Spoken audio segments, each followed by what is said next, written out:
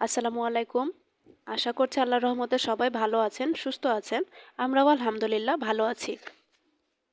সবাইকে নতুন আরেকটি দিনে নতুন আরেকটি ভিডিও দেখার গোটা জন্য দেশ ওয়েলকাম যখন জানাচ্ছি। নেটওয়ার্কের আশা বাইরে করছি ছিল, ভিডিওটি নেটওয়ার্ক আপনাদের থেকে ভালো বিচ্ছিন্ন লাগবে। ছিল, আজকের এই ঠিক ভিডিওটি ছিল ততদিন আমি 5 আগস্টের আলহামদুলিল্লাহ ভিডিও, শারীরিক যেদিন এবং মানসিকভাবে বাংলাদেশ খুবই নতুনভাবে ভালো স্বাধীন ছিলাম। হয়।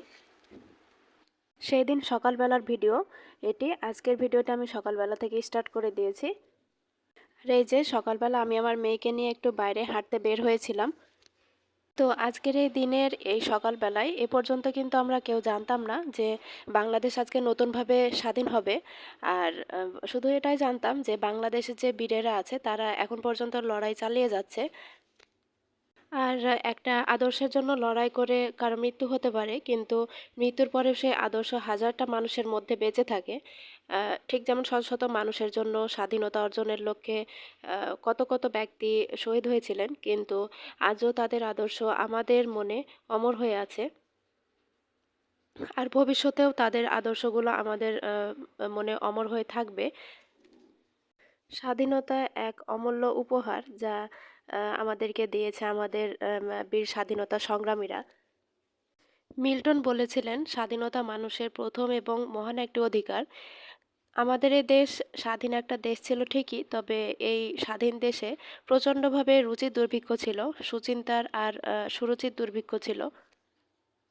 আমাদের এ দেশের প্রয়াত এক মহান নেতা বলেছিলেন যে এই স্বাধীনতা তখনই আমার কাছে প্রকৃত স্বাধীনতা হয়ে উঠবে যেদিন বাংলার কৃষক, মজুর ও দুঃখী মানুষের সকল দুঃখের অবসান ঘটবে। কিন্তু আজ অবধি সেটা হয়ে ওঠেনি, কারণ ওনার মেয়ে ওনার স্বপ্ন হয়তোবা পূরণ করতে পারেননি।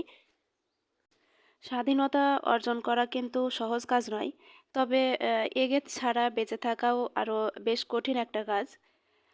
তাই যে কোনো মূল্যে স্বাধীনতা অর্জন করাই আমাদের প্রথম কর্তব্য হওয়া উচিত। যাই হোক, নিজের দেশকে ভালোবাসি বলে হয়তো আবেগে অনেকগুলো কথাই বলে ফেললাম। আসলে দেশের স্বাধীনতার জন্য যদি আপনার আমার মধ্যে কোনো আবেগ না থাকে, তাহলে আমি মনে করি আমাদের শরীরে রক্তের বদলে হয়তো পানি বইছে। আমি একটি স্বাধীন দেশের নাগরিক, এর চাইতে বড় গৌরব আর কিসে হতে পারে বলেন? তো আপনারা তো দেখলেনই, আমি আজকে আমার ব্লগটি সকাল সকাল স্টার্ট করে দিয়েছিলাম। আর বাইরে থেকে একটু হাঁটাহাঁটি করে এসে তারপর সকালে নাস্তাটা রেডি করে নিয়েছিলাম। কালকের যে ভাত ছিল সেটা ভাজি করেছিলাম, অল্প একটু তরকারি ছিল সেটা গরম করে নিয়েছিলাম, আর তার সাথে আম কেটে রেখেছিলাম। মানহার বাবা আম চিরা খেয়ে নিবে। আর এই যে আজকে তরকারি রান্না করব, লাউ আর আলু সিদ্ধ দিয়ে মাছের কাটা আর কি রান্না করব। আলু সিদ্ধ করার পর আমি আমার মেয়েকে খোসা ছাড়ানোর কাজে বসিয়ে দিয়েছি, আর এদিক দিয়ে আমি মাছগুলো কষে নিচ্ছিলাম। মাছ কষে নেওয়া হয়ে গেলে লাউটা ভালোভাবে দিয়ে আবারও ভালোভাবে কষে নেব। এরপর সিদ্ধ হয়ে গেলে আমার ম্যাশ করে রাখা যে আলুটা আছে সেটা আমি এর মধ্যে দিয়ে দিব। এই তরকারিটা আমার শাশুড়ি অনেক সুন্দরভাবে রান্না করে, খেতেও বেশ ভালো লাগে। তো মানে আমি এই তরকারিটা রান্না করা ওনার কাছ থেকে শিখেছি, আর মানহার বাবা বেশ পছন্দ করে এই তরকারিটা। তো আজকের ভিডিওটি আর বেশি বড় করছি না, আজকে এ পর্যন্তই। সবাই ভালো থাকবেন, সুস্থ থাকবেন। আল্লাহ হাফেজ, আসসালামু আলাইকুম।